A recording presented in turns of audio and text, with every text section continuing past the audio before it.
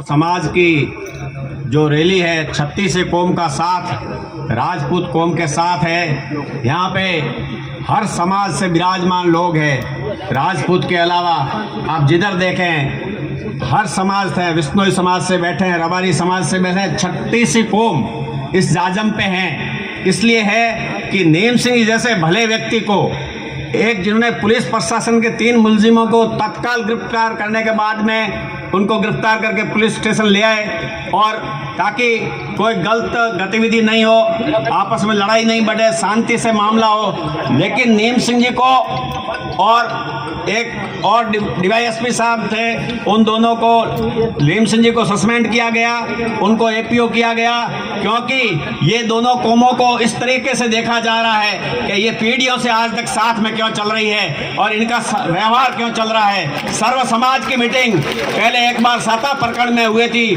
बाड़मेर के अंदर, उस समय 10,000 लोग आए थे। तो जो तेजदान जी के साथ अन्याय हो रहा था वो न्याय मिला। वैसा का वैसा बाखासर के अंदर आज से 20 साल पहले सरासर झूठा मुकदमा, एक दुर्घटना को, बस की दुर्घटना को 302 का रूप देके राजनीतिक नेताओं ने अपनी सीटें निकालने के लिए बाखासर लीलाराम हत्याकांड नाम से जो एक आंदोलन छेड़ा, और निर्दोष हमारे पूर्वजों ने मर्डर भी किए, जेल भी गए।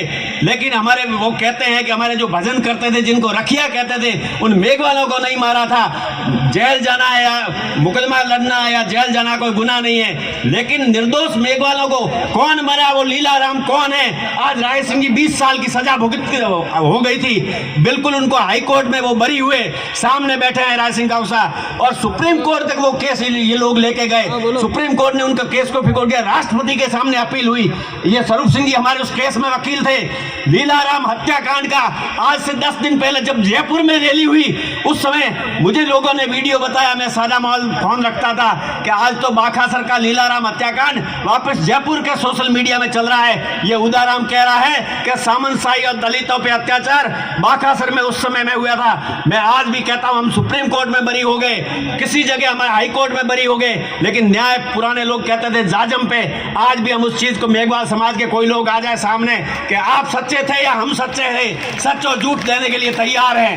लेकिन राजपूत समाज और 36 कौम के साथ दलितों पर अत्याचार, सामंतशाही, खाली राजपूत कौम को बदनाम करने के लिए, दूसरे समाजों के बीच में राजपूतों की छवि गिराने के लिए उस समय में ये कांड रचा गया, और उसका पूरा राजनीतिक रोटियां सेकी गई। और बाखासर पुलिस स्टेशन के अंदर हजारों की तादाद में लोग आके, नेता इकट्ठे हो गए थे।